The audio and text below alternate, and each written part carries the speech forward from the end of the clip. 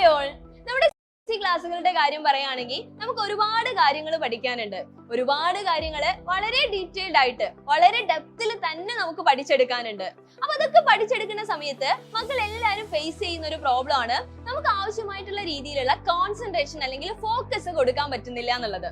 അപ്പൊ നമുക്കറിയാം, നമ്മുടെ ലോകത്തുള്ള എല്ലാ ചിന്തകളും നമ്മുടെ മനസ്സിലേക്ക് വരുന്നത് നമ്മൾ ഒരു കാര്യം പഠിക്കാനിരിക്കുന്ന സമയത്തായിരിക്കും.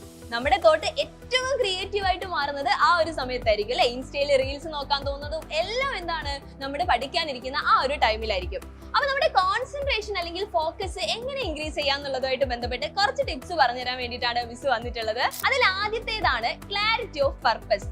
അതായത് നമ്മൾ ഏതൊരു കാര്യം ചെയ്യുന്ന സമയത്തും അത് എന്തിനു വേണ്ടിയാണ് ചെയ്യുന്നത് എന്നുള്ളതിന്റെ ഒരു ബോധം നമ്മുടെ എല്ലാവരുടെ ഉള്ളിൽ ഉണ്ടായിരിക്കണം. നമ്മുടെ ലൈഫിലുള്ള എല്ലാ കാര്യത്തിലും ഇത് നമുക്ക് അപ്ലിക്കബിൾ ആണ്. അതുപോലെ തന്നെയാണ് നമ്മൾ പഠിക്കുന്ന കാര്യത്തിലാണെങ്കിലും. നമ്മൾ പഠിക്കുന്ന സമയത്ത് അതിപ്പോ നമ്മൾ വായിക്കുകയാണെങ്കിലും ശരി, നമ്മുടെ ക്ലാസ്സുകൾ കേൾക്കുകയാണെങ്കിലും ശരി, അതൊക്കെ എന്തിനു വേണ്ടിയാണെന്നുള്ളതിന്റെ ഒരു ചെറിയ ധാരണ നമ്മുടെ എല്ലാവരുടെ ഉള്ളിൽ ഉണ്ടായിരിക്കണം.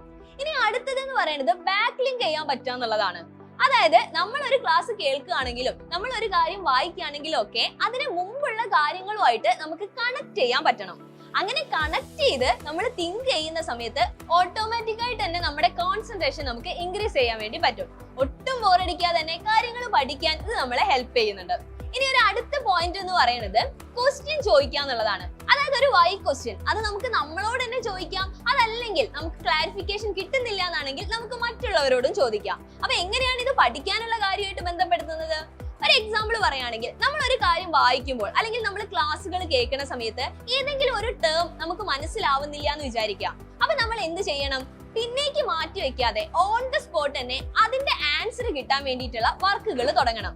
അതാണ് ഞാൻ പറഞ്ഞത്, ഒന്നുകിൽ നമുക്ക് എന്ത് ചെയ്യാം, നമുക്ക് തന്നെ എന്ത് ചെയ്യാം, ആൻസർ കണ്ടുപിടിക്കാം അല്ലെ. അതല്ലെങ്കിൽ നമ്മൾ എന്ത് ചെയ്യാം, വേറൊരാളുടെ ഹെൽപ്പ് തേടാം. ഈ രീതിയൊക്കെ ഫോളോ ചെയ്ത് വന്നു കഴിഞ്ഞാൽ ഈസി ആയിട്ട് നമുക്ക് എന്ത് ചെയ്യാൻ പറ്റും, നമ്മുടെ കോൺസെൻട്രേഷനും നമ്മുടെ ഫോക്കസും ഒക്കെ ഇൻക്രീസ് ചെയ്യാൻ വേണ്ടി പറ്റും. കൂട്ടത്തിൽ നമ്മൾ കോമൺ ആയിട്ട് പറയാറുള്ള 1-2 കാര്യങ്ങളുടെ ശ്രദ്ധിക്കുക. അതായത് നമുക്ക് ഇടയിൽ വരാൻ സാധ്യതയുള്ള ഡിസ്ട്രാക്ഷൻസ് ഒക്കെ ഒന്ന് ലിമിറ്റ് ചെയ്യുക. പഠിക്കുന്ന സമയത്ത് അതിന്റെ ഇടയിലൊക്കെ ഒന്ന് ബ്രേക്ക് എടുക്കുക. ഇതൊക്കെ ചെയ്യുന്ന സമയത്ത് നമുക്കൊരു ഇൻട്രസ്റ്റ് വരും അല്ലെ. ഇൻട്രസ്റ്റ് ഉണ്ടെങ്കിൽ ഓട്ടോമാറ്റിക് ആയിട്ട് എന്താണ്, നമുക്ക് പെട്ടെന്ന് കാര്യങ്ങൾ മനസ്സിലാക്കാൻ പറ്റും. അപ്പൊ ഈ രീതിയിൽ നമ്മൾ ഫോളോ ചെയ്ത് പോവുകയാണെങ്കിൽ നമ്മുടെ കോൺസെൻട്രേഷൻ അല്ലെങ്കിൽ നമ്മുടെ ഫോക്കസ് നമുക്ക് എന്ത് ചെയ്യാൻ പറ്റും, ഇൻക്രീസ് ചെയ്യാൻ വേണ്ടി പറ്റും. അപ്പൊ ഇതാ മിസ്സിന് അറിയാവുന്ന കാര്യങ്ങളാണ് മിസ് പറഞ്ഞു തന്നിട്ടുള്ളത്. അപ്പൊ ഇതിനേക്കാൾ കൂടുതൽ ടിപ്സ് മക്കൾക്ക് അറിയാമെങ്കിൽ മക്കൾ എന്ത് ചെയ്യുക, കമന്റ് ചെയ്യുക. നല്ല അടിപൊളിയായിട്ട് നമുക്ക് പഠിച്ചു തുടങ്ങാം. ബൈ.